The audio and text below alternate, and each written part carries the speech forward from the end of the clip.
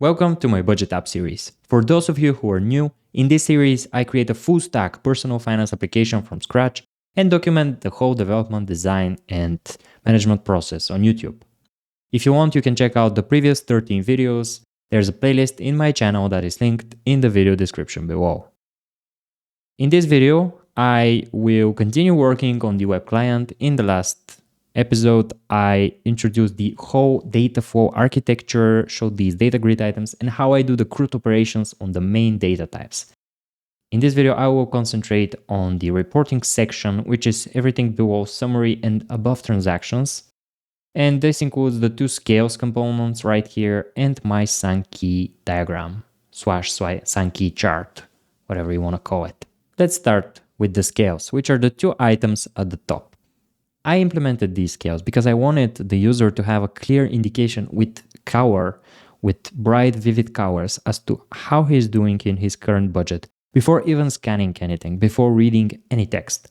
And the amount of orange and green in this state of the scale indicates that you're doing okay with your budget. Everything is as planned, at least on the macro level. Of course, you have these scales under each category here. So if I exceed my planned expenses for food, for example, which I can easily do, if I input 1,300 here, I get this indication that my food budget item is in the red. There's a warning there. I should take a look at that. But there was nothing to indicate that my whole budget is going off track. Because sometimes you would expect some budget items, some categories to go off track. That's in some budgeting methodologies. For some people, that's normal. As long as the entire budget is okay, some people might be all right with that. And you definitely need this color indication as to how your budget on the macro level is doing. And I think these scales are very good for that because they show you sort of the proportion of how much planned you have. First of all, how much you have planned from your income and how much you should still budget, which is a good indication as to what chunk of your income is already planned. This is great when you're building the budget, especially. You see how much you have left to allocate. And the second column is even more important. It shows you the planned versus actual aspect. On the top, you have the planned amounts. Here we have the total actually spent. And this is current cash. This is really the money you have currently, which is at least planned that you would receive, but you haven't actually spent. And this is a very important metric you have because no matter how much you plan, the actuals are important for your current state. And in this state right here that I have this demo app, we are pretty much in good shape. And the scales indicate that pretty well. Everything is going as expected. We have a little bit of orange and predominantly green colors. Now, if I am to go over budget severely, interesting things start to happen. In fact, let me demonstrate a little bit less strongly that effect. So if I plan 2,200 here, I go to exactly the planned amount. I have planned exactly to spend my entire income, which is actually encouraged in zero-sum budgeting. So that's great. And the green aspect disappears, but this is still considered okay. Now, if I go over, this is where things start to get interesting. Now I have overspent by, let's say, a couple of hundreds. So when that happens, my scales start to overflow their boundary. And I see, first of all, how much I have planned to spend that is over my expected income.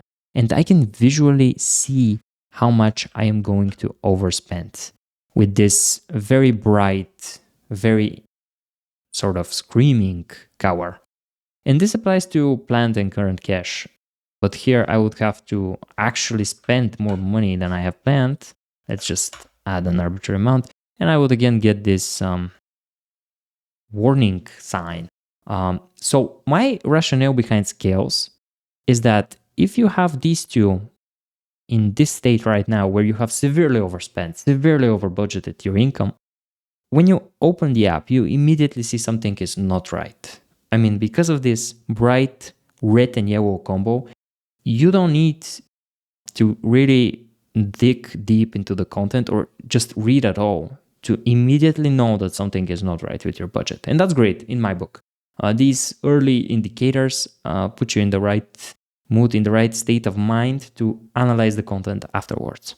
So this is my rationale behind the scales. Now let's go into how I implemented them, because that's also interesting somewhat. First of all, these are document elements, DOM nodes. But to really analyze them, they are a part of the BWUI package. So I will stop the Docker Compose composition in the BW monorepo and go to BWUI in packages. And here, after I have installed, I can actually start the storybook that we built and inspect this component, because we have its states there and I can zoom and show it in depth. So here I have these neat categories. The scales are in data viz. And yeah, here's my canvas. I have a default and overflow states. Sorry. So let me just zoom in a bit in the default state so that we can see clearly what's going on. This will be even better. Here, you probably see we have labels that are anchored to their, let's call them progress bars or just bars simply. They are centered on their bars, and we have a label for the bounding rectangle, which is this dashed bordered container. These items are in the container, they have some gap between them. And the interesting part is if I change this progress prop, they move left to right and balance each other out. They have a minimum value, minimum width, which I have set arbitrarily just for visual purposes. And they have a maximum width. I mean, the green one has a min width and the orange one. Naturally, they are the same thing, and the min width is the same, as that is expected behavior. Now, if you go over, you see what happens. Basically, the bounding rectangle becomes smaller than the internal progress. And we have this masked sort of background to the right that indicates the overflowing part. So a couple of challenges here, and I will explain how I address most of them. First of all, how do I set the widths of these bars? That's quite straightforward. In fact, let's go to elements first. I think that would be a good start right here. I'll reset this canvas and zoom in again. So we have a couple of DOM elements right here. Let me zoom in the DevTools bar. All right.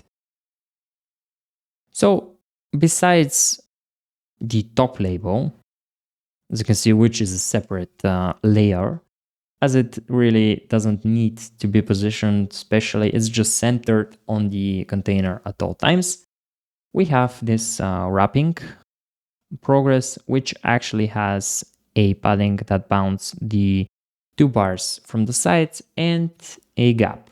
It's a simple flex layout, nothing special. And the two elements inside are actually three elements. So the first one is the scale progress element, which is the dashed bordered container that contains the two bars. I opted to go with a separate element because of when the bar is in this state right here, if the dashed border container is bounding the red progress bar, you would have a challenge calculating the width of the internal progress bar so that it overflows correctly. And this way, when they are just sibling elements, as they are here, the calculations are very simple, and that's a plus. So just the progress bar essentially is just positioned absolutely and stretched to the entire thing. It has a border that is dashed, and that's it. I called it progress bar. This is really the wrapping element around the two bars. And then we have what I call a bar and a balance. The balance is the one to the right, the bar is the one to the left. And what's different in them, they have very similar styles in that They are sort of the same bar style with a rounded rectangle with a label inside that is absolutely positioned so that it's always centered on the width of the bar, which is expected. The difference between the two items is not that significant. The reason they are different classes is that really the balance hides in some scenarios, more specifically when the progress is above 150. And the bar also has to have this stripes functionality, which is a separate element. And how I implement stripes is with this background image, first of all, of stripes, which I've generated is just an inline SVG element of yellow stripes. And I set it to this element that is masked with overflow hidden inside of the actual bar. And it's with it set correctly so that it only affects the overflowing part. Now the widths are essentially how this functions, and as this is a React component, they are quite easy to actually set. Let me open the project now. I'll first show you the story so that you can see the actual usage. As this is a story, the arguments, the props of the React component are passed as JSON, but this is just basically a scale component. I guess if you remember the storybook syntax, a scale component, and for example, this top value argument is a prop and it has a value of 1. So this translates to exactly that component syntax. And here we have a couple of props that we set. Most of them are decorative, like the value is just the outputted value right here. We have a unit for all items so that we can do some calculations with the values if necessary. And labels, which we of course need for the 3 labels right here. And the interesting item is progress, which is a value from 0 to 100 that indicates really where the left item is in relation to the right, sort of like a progress bar, with the exception that we have this balance wheel right here instead of just an empty wrap where one value is basically filling it up. Now, I said 0 to 100, but that's not correct. Of course, the overflow state means that the progress just is more than 100, which is quite simplistic and easy to calculate because in reality, the values we're dealing with will be some division between real values that I get from my RESTful API. Okay, so this is how this works, and let's see the component implementation. As I mentioned, everything is quite straightforward. The main way this is implemented and it functions is by this progress value, which is numeric from 0 to arbitrary number. And by calculating it, I can set widths and some modifier classes. For example, here in the root, I set an overflow modifier to set the red color if progress is above 100. And if we're balanced, I also have this modifier because the balance state is also different. This is one state. If we have 100, the state is like this, as we don't have a balance wheel and we need to hide that. And the third state is this one, which is just regular and we don't need a modifier for it. Now, internally, as I mentioned, top label, nothing interesting. We just output the label. And this is how my scales work. Basically, we have inline styles for each scale for its width. And with a couple of smart calculations and using the calc element, I basically set its width. Why do we need to use calc and not just set the width to an arbitrary percentage? Well, the primary reason is that we have these gaps here and the padding. So we need to calculate percentages and in some cases subtract or add the gap value, depending on which state we're working with. But overall, everything is quite straightforward and it just involves division, some rounding that is correct, and setting widths to these elements. That's pretty much it. In terms of the accessibility, as this is a very visual element, it wouldn't really be translated very well to screen readers. So I have a progress element right here somewhere, an HTML5. Yeah, an HTML5 progress, which is hidden completely. It's only for screen readers so that a person can actually use a screen reader to get a value as a reference to a max, which will be more helpful than nothing. It won't be the full experience you have with this component, but it's something. And I couldn't really implement this with a progress element alone because obviously we need a lot more just DOM nodes to do that. So I opted with the hidden progress element for accessibility. So this is pretty much everything interesting about scales. Essentially, as I mentioned, the most interesting part is how I implemented the overflow, which is just a masked element with background image, and the scales function as a React component, and they calculate their widths from the progress prop with some smart calculations. Not even smart calculations is not the right word, with very dumb calculations. Nothing special or interesting. So let's go to the Sankey diagram, as that is somewhat more involved, you might say. Let me just return to some more normal values, but I need to start my server again because I am in the store. I started the storybook instead. I'll just start that with docker compose up. And when it starts in just a second, I'll be able to refresh again.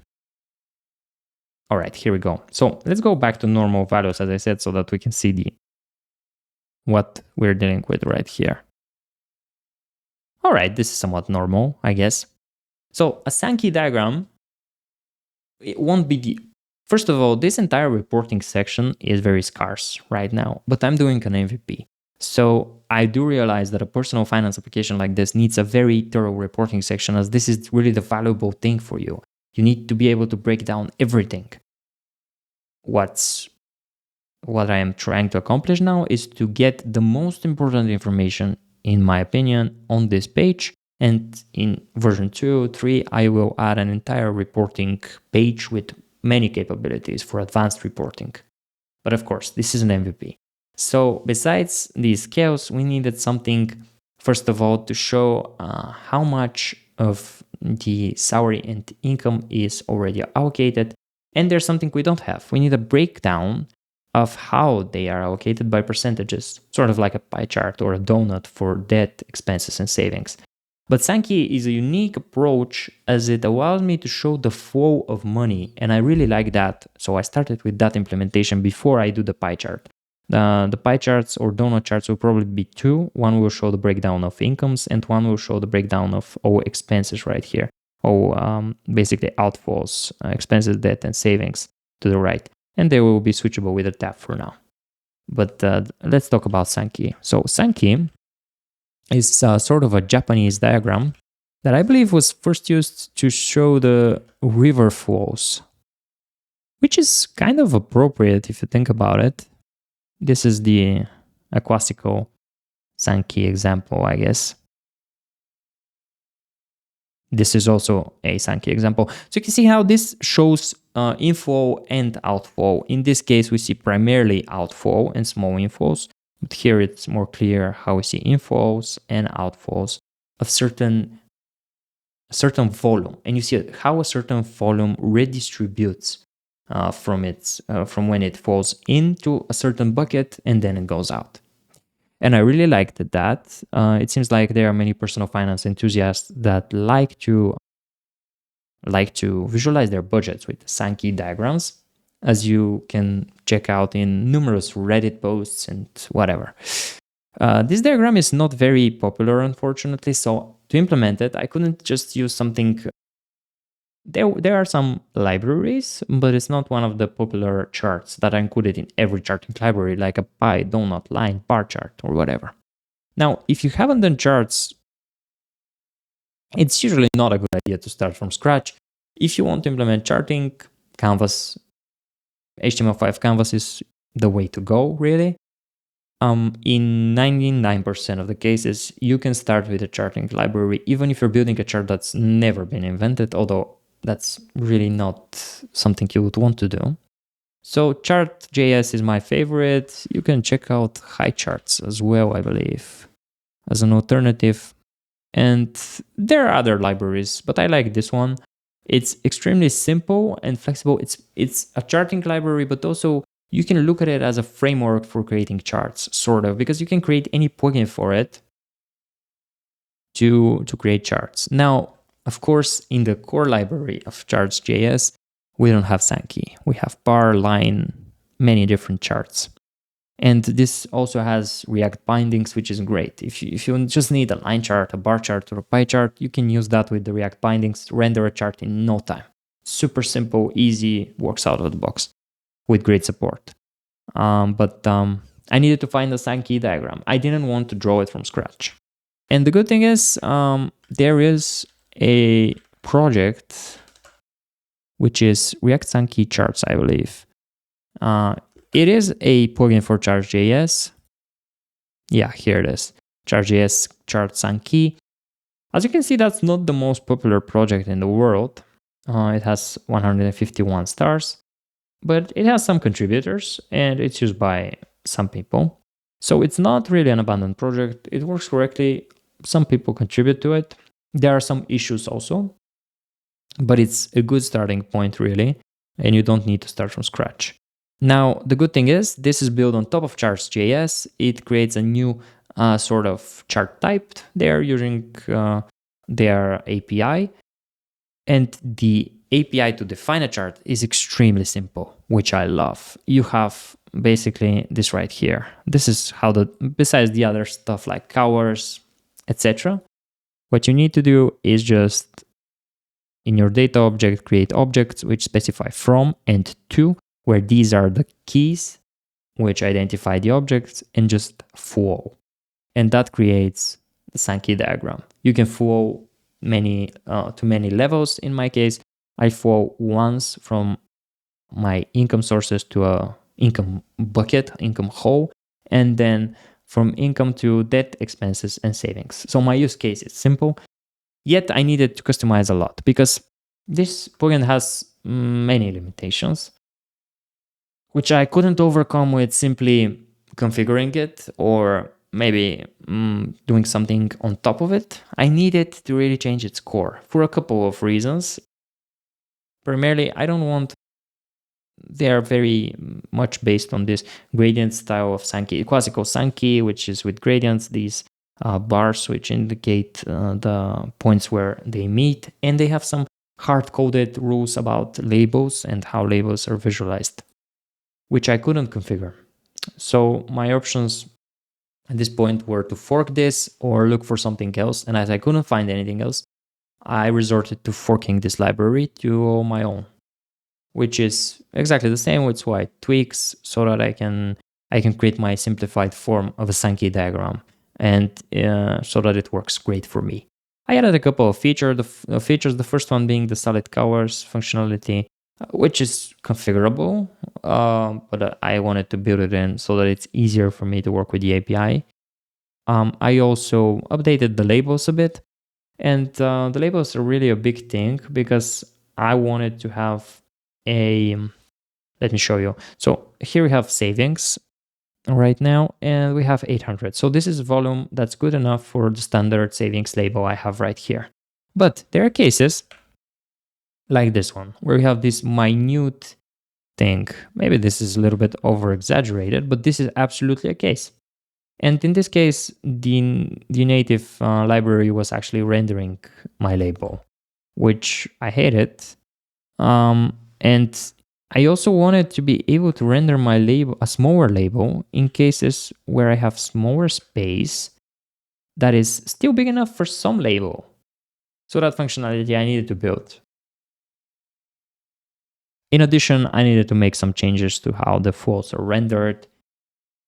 I needed to basically eliminate the line right here, which is the main node.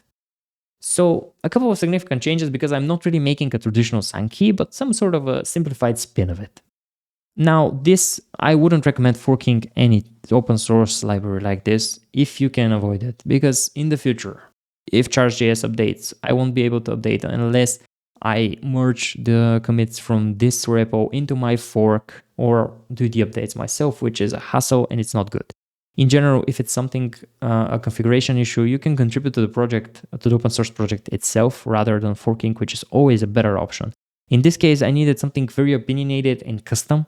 That's why I opted for a fork, because I actually plan to customize this even more from this fork going forwards. and not really focus on its Sankey chart roots, but rather have this flow chart for budgets that I'm developing, which can deviate from a classical Sankey by as much as I want. So philosophically speaking, my fork in that case is this is how I basically rationalize my forking of the library. Now, that being said, let's go into technical stuff. First of all, how does this Sankey work? It's not really a React component. It's made for the chart.js library. And this is how you initialize it. Basically, you need a canvas, pass the canvas context, and it renders a chart. That's it. And you initialize the chart.js thing. Now, in React, I needed to create a component, of course. Let me just find it, as that can take a second. Oh, sorry. I am in BW UI right now. I need to go to the web client, and in the reporting section,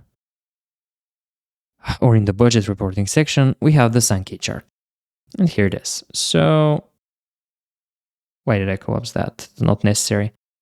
Quite simple. I followed the getting started guide and how the plugin works and its API to initialize it and register it with charts.js. Set some settings for fonts, and I have this custom functionality for colors, which I'll explain a little bit later. Now, what's interesting in this component is that it basically just renders a canvas element.